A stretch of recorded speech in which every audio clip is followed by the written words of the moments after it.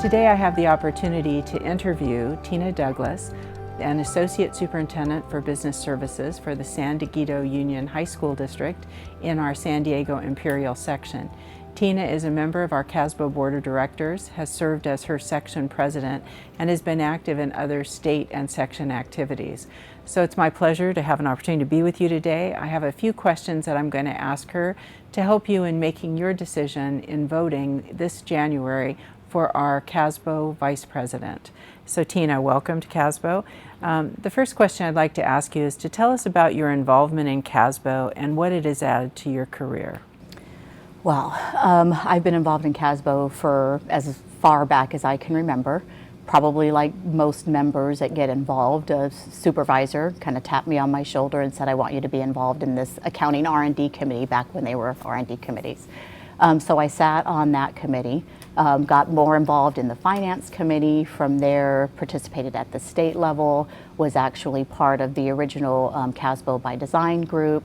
On the legislative side, participated in our state board, on a local board. What is added in terms of value to my career, I think, is just the learning that you're able to obtain from participating.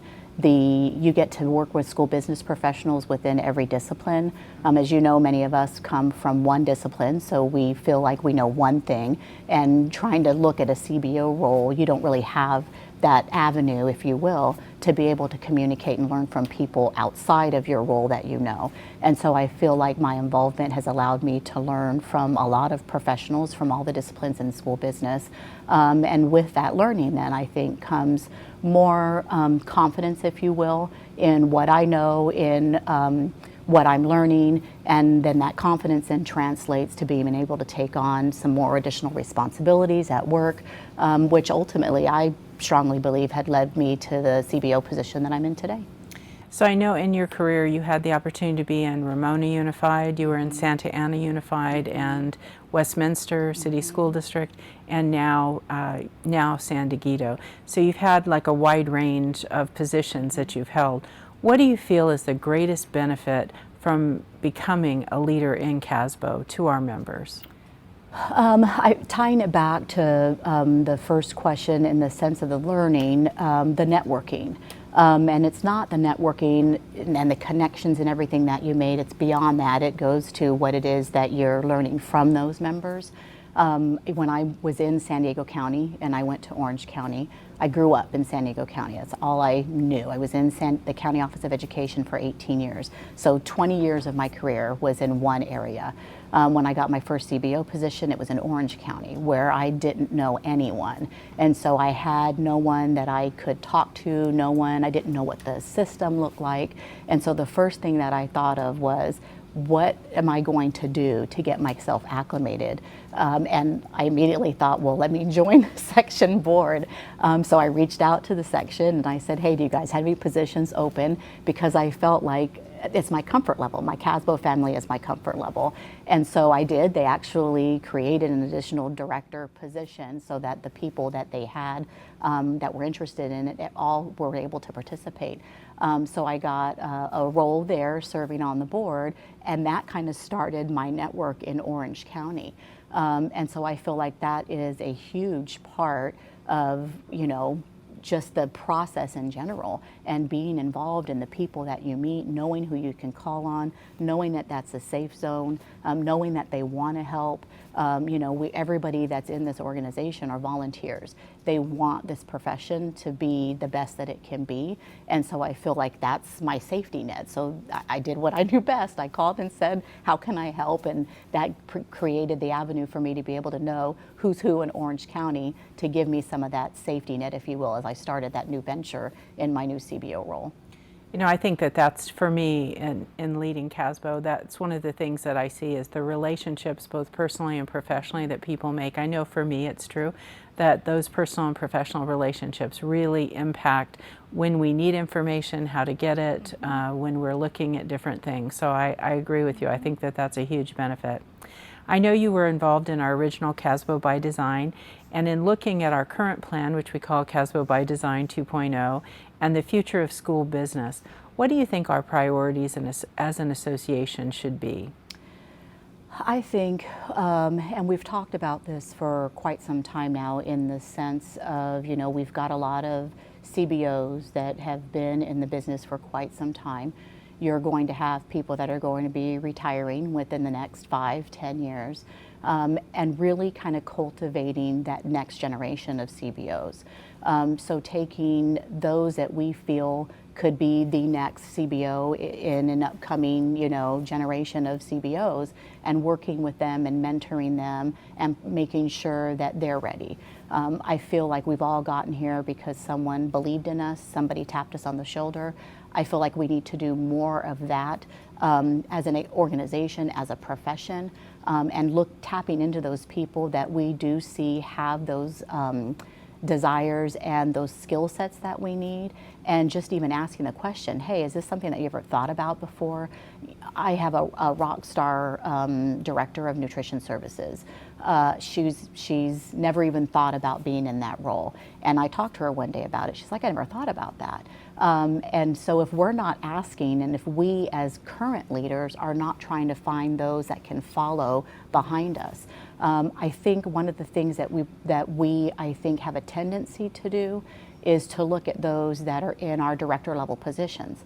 Well, what about the ones that aren't there yet, that are rising stars and shining stars within our organization, and saying, hey, I think this would be a great pathway for you. Let me help you get there. And I think that trying to get those people as they're coming into our organization and kind of helping them and grow them to that spot, as opposed to only looking at who our current leaders are, but just growing them up in the organization for that role, as some of us are going to be leaving, so we have people to continue on this path.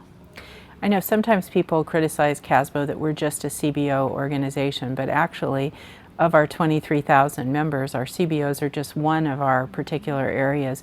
And I know one of our goals, and you've been on the board when we've had this discussion, is to cultivate leadership at all levels. And so I think that, not everyone wants to be a CBO, but you might want to be a director of transportation, or you might want something else. Do you see a way that CBOs can help foster that? I think ultimately it's really about making and finding the time. For one, and we are all busy, and I get that. I'm juggling 2 hats. In some cases, people are juggling 3 and 4.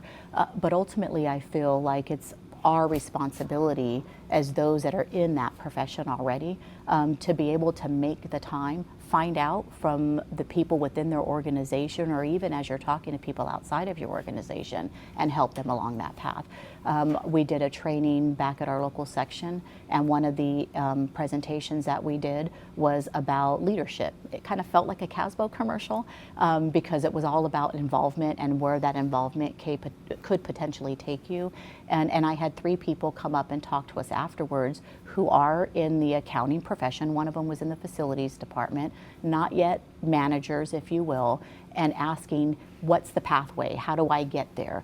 In some cases, you have people that are in districts where they have to find the path themselves, because it's really hard for them to get involved, especially at that level, because they're expected to come in and do the work.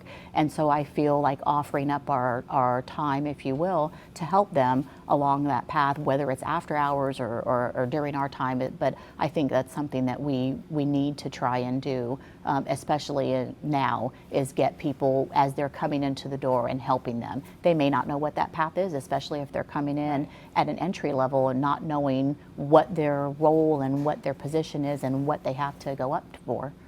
So I think that's one of the interesting parts about CASBO as a profession, is that most people don't start out to be a school business official, and then they get into it and they don't know what the opportunities are. And so for our CBOs and people out there, if you have an opportunity to send your people to functions or classes or to help them improve their education, you're not only improving your operations in your district, but you're really supporting the profession at large. My final question is today, what would you like our members to know about you if you were to be elected to be our Vice President, which means that you would be, in 3 years, you would become our President? What else would you like them to know about you as a person and as a professional? Wow, I think the biggest thing that, and it kind of goes with what I've been talking about in the sense of mentoring and coaching up our upcoming leaders in our profession. You know, I started off as a student worker, and my first job was cutting educational related newspaper clippings and gluing it to an 8.5 by 11 sheet of paper and making copies and sending that out to all the school districts in the county. Now you can find me in those newspaper articles, you know, and so I think what I would like to make sure that members know in general is anybody can do it if they have their mind set on that, excuse me. That it doesn't matter where you are in an organization. I started off as a student worker, became a secretary, became an accountant, became a financial analyst, and now a CBO. And you're right, I had no idea that these positions even existed. You know, I started off thinking I was going to be a CPA for Price Waterhouse. Yeah, that didn't happen, you know, but this is better anyways. And so I think I want people to make sure that they know that, oh, I'm only a custodian or I'm only a food service worker, and not have them think that there is nothing more for them to do, because there absolutely is. And I've been involved in CASBO for as long as I can remember. I've been a part of it. You know, I've done everything from like state board to local level, been in school business for, you know, 30 years. Hard to believe, but I did start off as a baby. And not only though is being a part of CASBO, but CASBO ultimately really is a part of me. And I do feel really strongly that I would not be here today had it not been for all of the resources, all of the networking, all of the training, the professional development that I've gotten from CASBO, and ultimately, you know, to where I am in my position today. Well, thank you. Thank you very much.